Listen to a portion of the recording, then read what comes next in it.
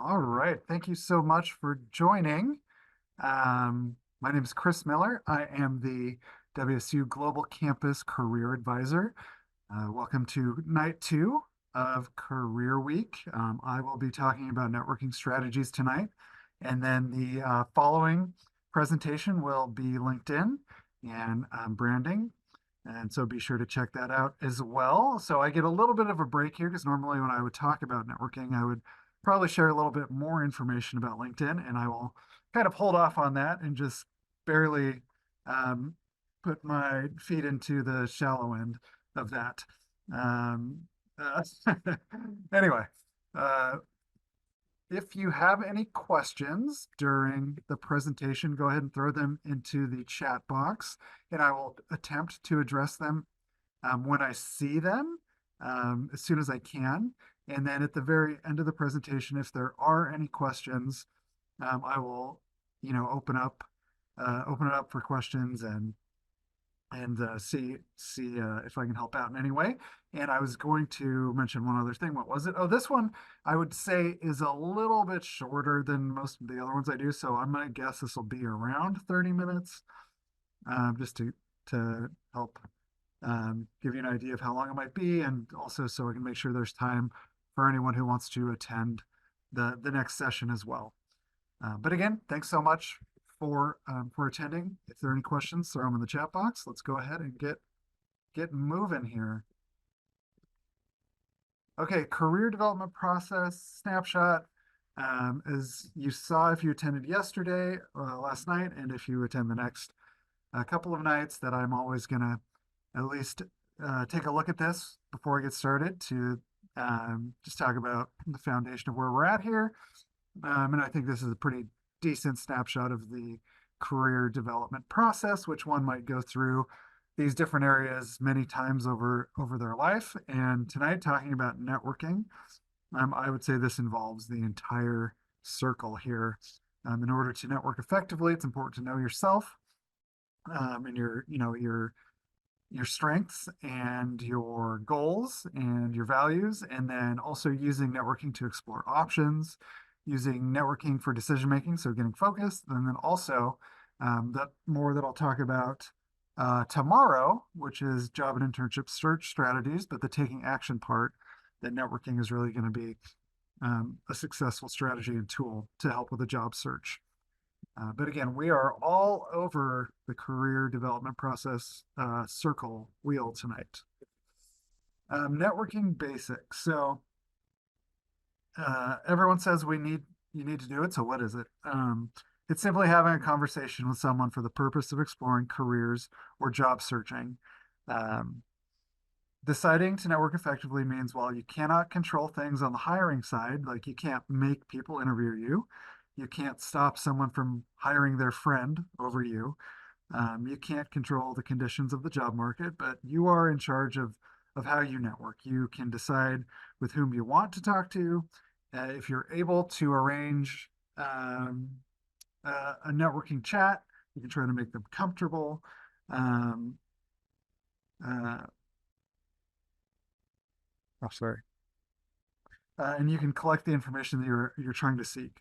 It helps you prepare for a job hunt in ways we will discuss later, but basically this is done by making contacts, becoming a recognized name, and gathering intel. Networking is important throughout your career to find new contacts and maintain meaningful career relationships, but ultimately networking is the best tool to find work. So one strategy of networking is to develop an elevator pitch or an elevator speech, which you've likely heard of. So what is it? And obviously, it's making a speech about the Otis Elevator Company, the American company founded in 1853 that develops, manufactures, and markets elevators, escalators, moving walkways, and related equipment. That pioneered the safety elevator that used a special mechanism to lock should the hoisting ropes fail. So please um, allow me that, for I am a dad and I'm allowed to make dad jokes. So sorry, kind of sorry. But what is it? An elevator speech is a clear and concise message or advertisement about you. It communicates who you are, what you're looking for and how you can benefit a company or solve their business problems. It's typically about 30 seconds. So, the time it takes to ride from the top to the bottom of a building in an elevator. The idea is that you are prepared to share this information with anyone at any time, wherever you're at. So once you've nailed yours down, you want to rehearse it, with a friend or in front of a mirror. The important thing is to practice it out loud. You want it to sound natural. You have to get comfortable with what you have to say so you can breeze through it when the time comes. What are some questions and prompts to help you craft yours? The introduction, describing yourself and your work. What problems have you solved or which contributions have you made? Thinking of a vivid example of an achievement. Thinking of a special service, product, or solution you can offer an organization. What are the advantages of working with you? How are you different from the competition? Do you have business cards? Who is your target? How do you help a business make a profit? And do you have a special approach to a business or client service? After you have written these thoughts down on paper, it's time to start editing and crafting a message. So get rid of the jargon and details. Make strong, short, powerful sentences. Eliminate unnecessary words. Connect phrases together. Memorize key points in practice. Comes the most important question of reflection for your audience. Have you answered the main question, what is in it for me? If you're targeting different industries or jobs, you'll want to think about crafting different versions for those different situations. So some examples of an elevator pitch. Put on my acting voice. Nice to meet you. I'm Ann Potts. I'm currently a senior studying management information systems. I hope to become a computer programmer when I graduate. I've had a couple of internships where I worked on several program apps with a project team. I enjoy developing computer apps for simple business solutions. The position you have listed in Handshake seems like it would be a perfect fit for someone with my skills. I'd like to hear more about the type of project teams in your organization. Another example. Hi, my name is Ernest Hudson. I'm a senior environmental sciences major. I'm looking for a position that will allow me to use my research and analysis skills. Over the past few years, I've been strengthening these through my work with the local watershed council on conservation strategies to support water quality and habitats. Eventually, I'd like to develop education programs on water conservation awareness. I read that your organization is involved in water quality projects. Can you tell me how someone with my experience may fit into your organization? And lastly, hi, third example, my name is Harry Ramus. I am currently a sophomore student with the WSU Global Campus. I'm exploring my options, but plan on majoring in business, specifically in the area of accounting. This summer, I did an internship with a Banshee hedge fund group, and I hope to gain experience in a local credit union soon. Next summer, I'm hoping to get another internship, learning more about how the international financial market operates. Ever since I can remember, I've always had an interest in numbers, and I feel certain that this is something I want to do in my future career. And so some things you can use to help you craft it is also using resources like the Occupational Outlook Handbook or Labor Market Insights for appropriate discussion topics if you're just not really sure where to start, what to highlight.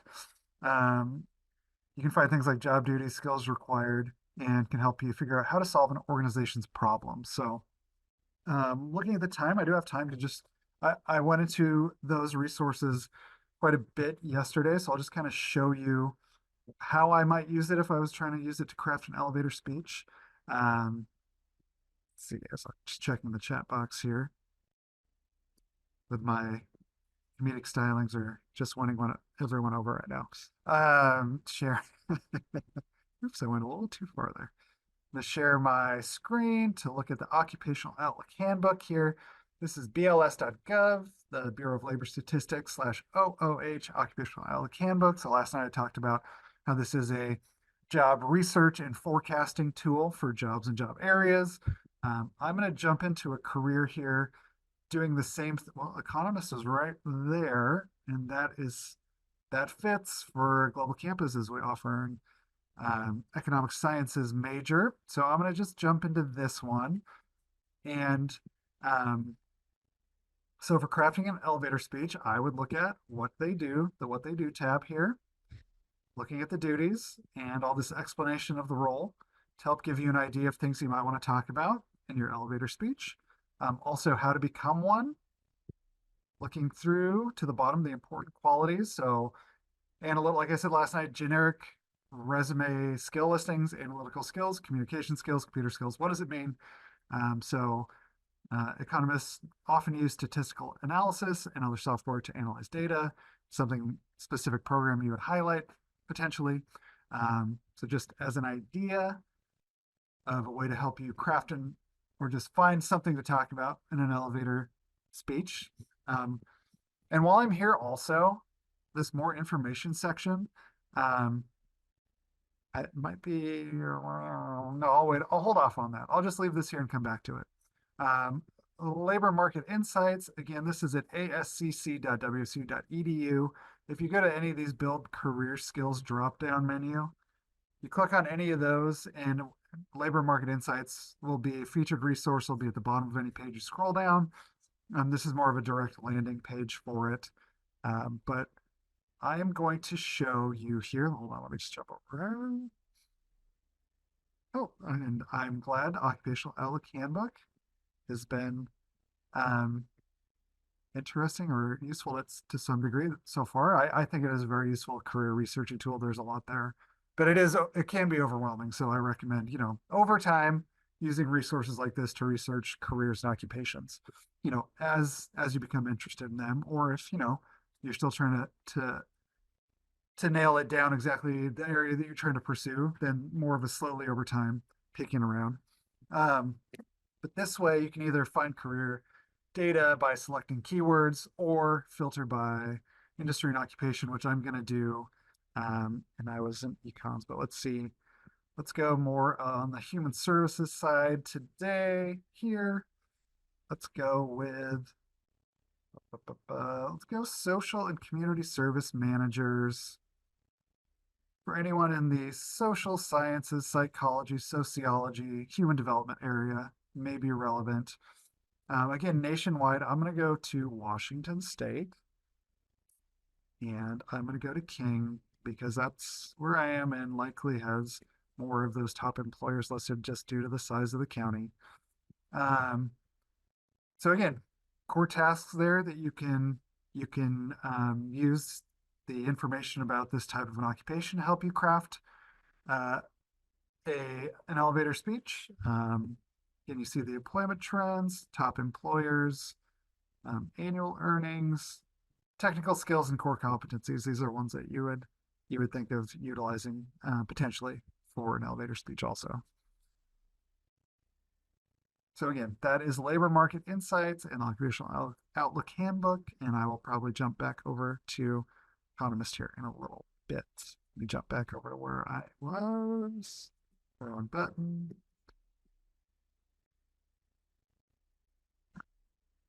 And systematic networking. Excuse me, I should take a drink of water. The 4 goals of networking. Get the word out about your speech and yourself, about your search and yourself. I said speech because of the elevator speech. Let people know that you're looking for work. Let them know what type of work you are pursuing. If you're currently employed, you need to be careful about whom you tell. Gather information you need. We'll discuss how you can do this in a bit with an exercise known as informational interviewing. I used the royal we there, I apologize. Meet insiders at places you'd like to work. Again, this is part of informational interviewing, but a good point to make is to gather information from employers before talking with the decision makers, because you'll have a better idea of how and what to communicate to the decision makers by first talking to other employees. This is, of course, when possible. This is not always going to be possible, but that is the most successful way to go about it. And then lastly, getting in touch with decision makers. So this should be a conversation, so don't think of it as an interview. Let them know you're around, you're qualified, available, and interested, and it's best to try to do this in person again, if possible. So deciding to network effectively by defining what you'll do and what you won't. Prepare, make a target list, professional objective, and core message. Make sure you know what those are. Talk to personal and professional contacts.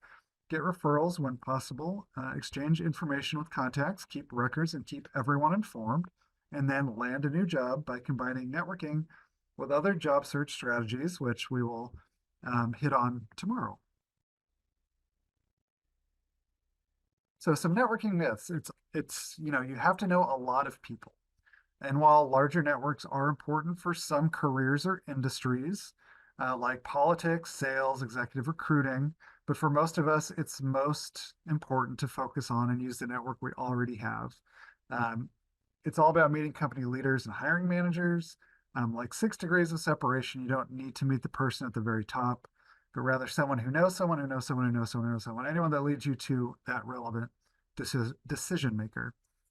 Power networking, this is the idea that you spend time networking every day to get into the exclusive club. Job search networking is really more about community than power. You need to be pushy and aggressive. Some people view networking as sales, but it's not. It's exchanging information between parties with a common interest. Informational interviewing, it's a technique of networking that I'm going to talk about, but it doesn't have to be as time intensive, and you can ask broader questions.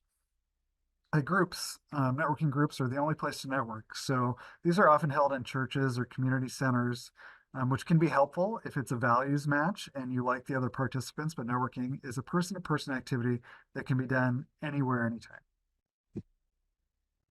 So some networking tools I want to highlight. The LinkedIn, like I said, I'm going to mention it very briefly. That'll be one of the main focuses tonight and the next presentation. So LinkedIn and connecting with the WSU Alumni Association is a great way to network, to try to meet people that are Cougs that want to potentially help other Cougs with their career development. Cougs First, let me jump over there. So cougsfirst.org, this is a newer group within the last few years. Jumping over. So cougsfirst.org is an organization that helps facilitate Cougars doing business with Cougars. And they've done, the last couple of years, they've done a late spring career expo and just general expo and with other networking opportunities. And I see now that they've just updated the offerings here. So I would recommend checking out Cougs First. They do an in-person looks like there's a virtual piece this year too. I was unaware about that. That's fantastic. They do it in Bellevue at the Hyatt Regency. This is May 10th this year. I'm finding this part, let me just show you at ascc.wsu.edu under Find Jobs Internships under the WSU Career Expos tab is where I'm finding this. So Cougs First, they have the whole agenda listed here. So the expo is in the morning for 2 hours. It's for anyone who wants to attend, looking at the Cougar owned and managed businesses that are looking to hire Cougs. There's a power lunch with the College of Business, business education session, a keynote from the president, the Cougs First show. So that's more of the businesses that are Coug owned and managed, selling their products. And then a happy hour, and then there's an after party also. But you can see all that information in the Cougs First page, and there's some tips to prepare for attending this event and finding out the information about which employers are there, which will be listed in Handshake. And ASCC is going to have some prep workshops ahead of time. And again, those will be listed in Handshake, and some of those will definitely be virtual. So be sure to check out the Cougs First business for networking within your WSU community. Highly recommend that. Let me jump back over.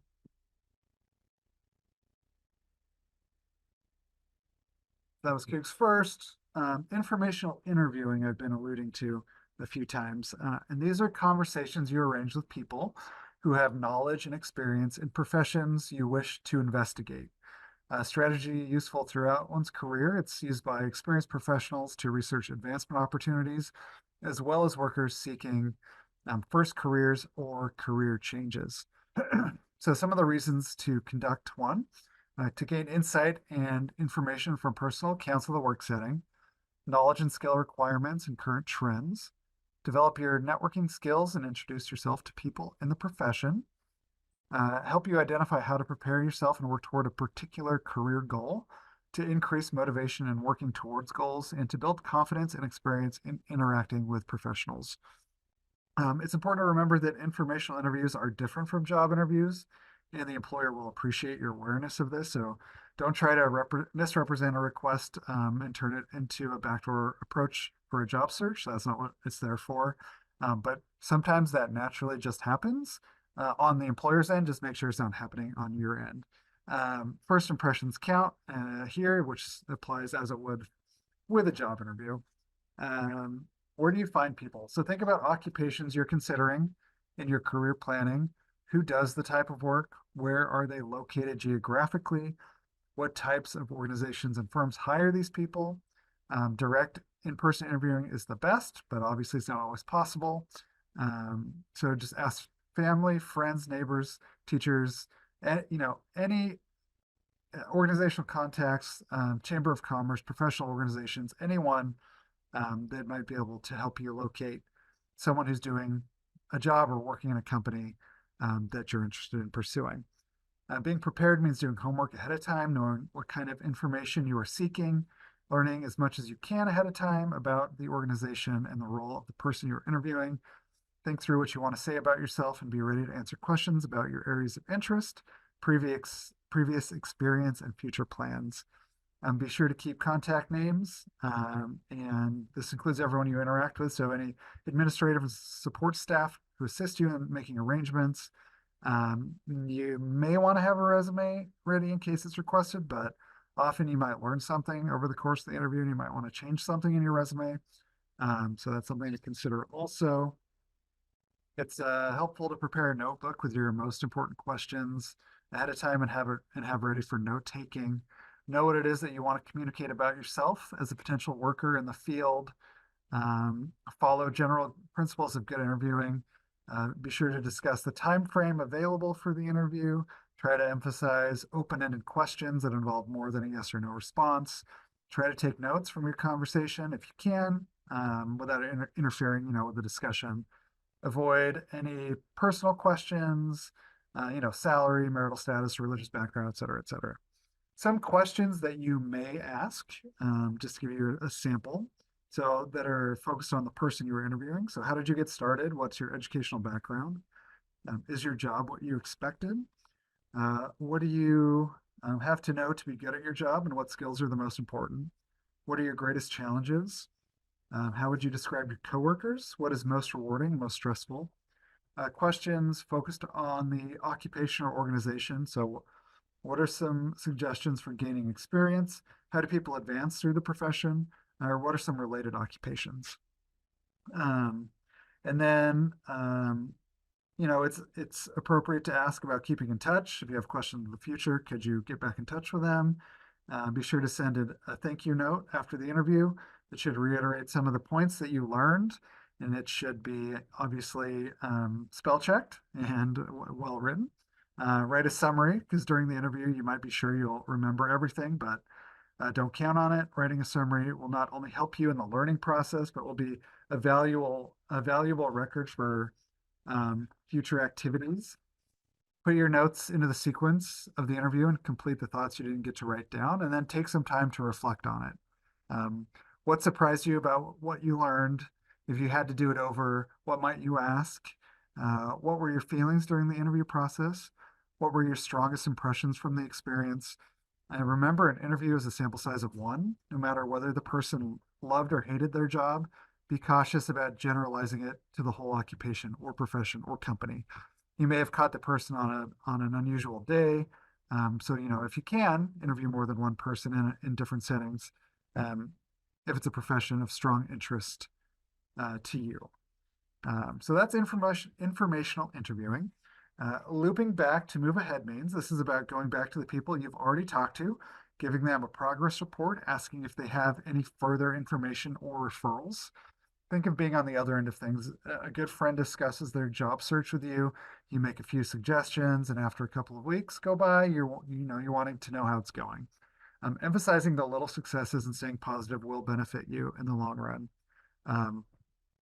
keeping records of your contacts, conversations we talked about. Google yourself, make sure you're not tagged in any inappropriate things on social media. If you have no internet presence, then be sure to at least create a LinkedIn account and complete it fully, but slowly over time. Networking groups, as I mentioned earlier, these are commonly found in churches, community centers. If you find one you like, let others know about your target companies, jobs. Focus on gathering information, try to arrange future, deeper conversations, have business cards ready to go. The thing that I wanted to share with the Occupational Outlook Handbook, let me jump back over there, is related to, finding people to network with. Again, bls.gov/OOH, and I'm already in the economist section. But for any job or career cluster that you're looking at, you look at these tabs and they're very, there's a lot of helpful career information. I think the more info tab is often overlooked. And here is like a good place to find professional associations or organizations tied to whatever career that is. So we have the American Economic Association and the National Association for Business Economics. I'll go here. Just as an example of something for this role that I would say if I was looking for people to network with, and I wanted to become an economist, this is an organization I would look into. I would look at trying to attend an event if I was able to. I would see if they had a student membership. Often a professional association will have student membership at a highly discounted rate that will open it up to be able to find, directory information and other related, career resources to help you find people to connect to in the area that you want to investigate further. So that's one thing I just want to do a shout out for the more info tab and connecting with professional associations finding networking targets. But I believe, or should I, and I believe that brings me to the end. So I will stick around for any questions you may have. Thank you so much for joining me. I hit about that 30-minute mark there, so I was just about on. Yeah, again, there's my contact information for if you're a Global Campus student and you have any career development questions for me, you can go to the support website to start the process or send me an email and I can send you that to start the process. But I also have the link for the Global Campus career guide blog where I post virtual opportunities, so virtual employer sessions, virtual career fairs, virtual education fairs. So I'm always trying to find virtual experiences for Global Campus students that are career development related. So just so you know that those are there as well. And again, thank you so much.